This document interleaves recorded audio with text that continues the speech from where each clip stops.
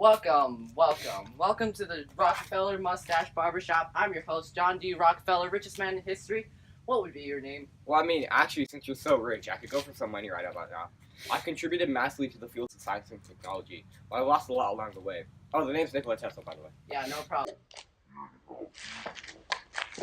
How'd you like your mustaches done? Yes, I remember you, arrogant Mr. Rockefeller. My name is Samuel L. Clemens, also known as Mark Twain, ever since 1863, a writer known for shaping American literature today. Why don't you lend Tesla a hand? Oh, dude, I already gave him a penny. He earned all of his filthy money from the oil monopoly anyway. The name's Theodore Roosevelt, 26th President of the United States. You guys know me? Of course. Yeah, of course, dude. All of you guys are scoundrels. Let's start with you, nonsensical Nikola. Hey, I was changing the world with my alternating current generator. It took a lot of time and effort to beat the direct current that my idol, Thomas Edison, built.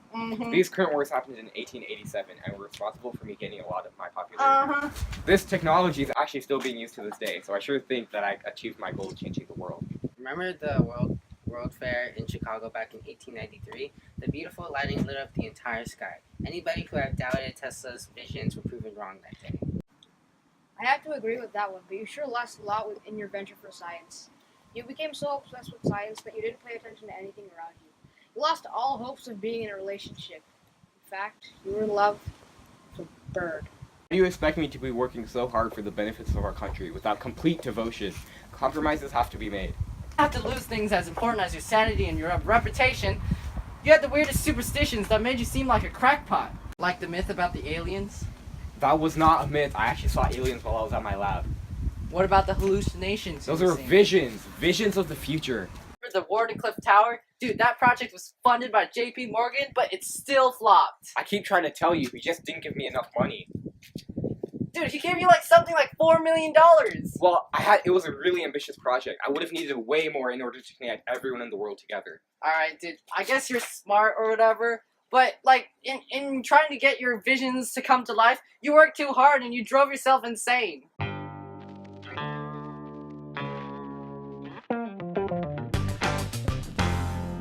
Alright, we'll be taking you over to do your mustache. Instead of cornering Tesla, we should really discuss who is truly insane here, Teddy Roosevelt. Now that's crossing the line. I helped America become a better place. I helped Panama gain their independence as well as creating the Panama Canal. I made America a world-dominating superpower through World War I. I even won the Nobel Peace Prize for negotiating a treaty in the Russia-Japanese War. Led wars and perhaps even started some wars of your own for your lust for power. You were the worst possible nomination for the Nobel Peace Prize, although it is an applaudable achievement. I started the United States on conservation. I created the U.S. Forest Service, created 5 national parks, and 150 national forests. I helped America go green. Dude, everything you did was just to make yourself look better. You just wanted power. Your statements just now, they show you that none of the people respected you. Dude, you even had a paternalistic attitude towards Native Americans. You said the only good Indians were dead Indians. You once said that criminals should be sterilized and feeble-minded persons forbidden to reproduce. You once said that no harm comes from the concentration of power in one man's hand. You wanted all that power to yourself, didn't you? But I was not a tyrant. The people voted for me twice in a row. Does that not show that people love me? Okay, I will admit I lost my sanity and developed an ego in the pursuit of power.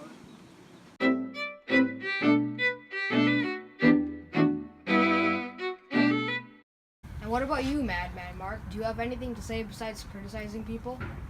You wasted all of your time on your literature and writing, so you had no time to spend with your family.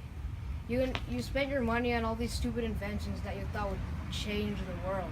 Well, I had to repay all of my debts from multiple bankruptcies. I would have rather have spent my time with my family, and I hated giving lectures, but I had no other choice. You made some pretty bad business decisions.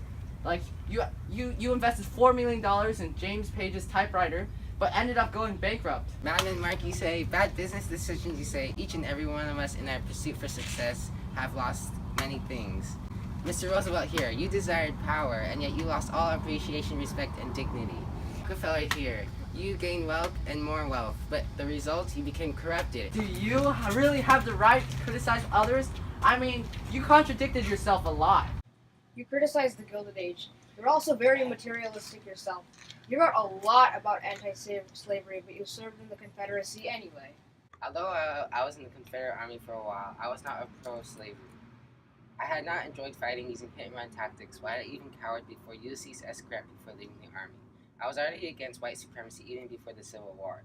I had only served for 2 weeks in the Confederate Army, while I had written more writings on anti-slavery than days I've served.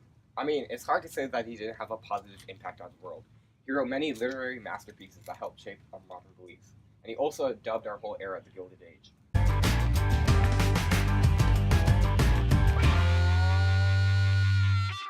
Okay, we'll be taking you to do your mustache.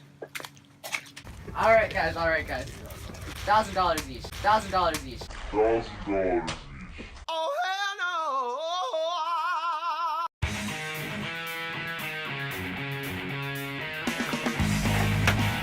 I've had it with this Rockefeller. What should we call him? Rowdy Rockefeller. Ruddy Rockefeller. Call me what you want. I was actually a great guy. I was an abolitionist, and I cared about ending slavery, unlike Mr. Madman Mark over here. Okay, maybe I hired a couple substitute soldiers to fight for me in the Civil War, but I was still an avid supporter of the cause. I also made a lot of money. Estimates range from about $300 billion to maybe, $500 billion. Is any of that money you made really honest? Of course it is. Every dollar that I made was made out of my own blood, sweat, and tears. Your own work. You used bribery and intimidation to crush your competition. Please consider the following. Please consider the following. It is 1872 and the corrupted John Davison Rockefeller owns a company called Standard Oil. He has a plan to become filthy rich, and he sets up a monopoly. And to do this, he intimidates independent oil companies by threatening to raise transportation rates and bribes company leaders to buy up oil companies.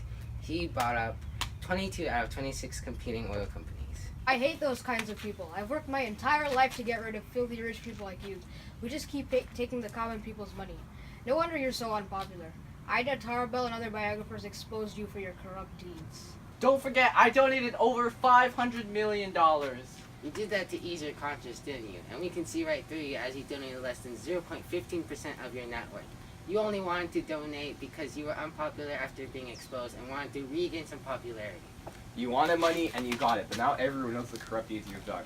You called us scoundrels, but these are real scoundrels here.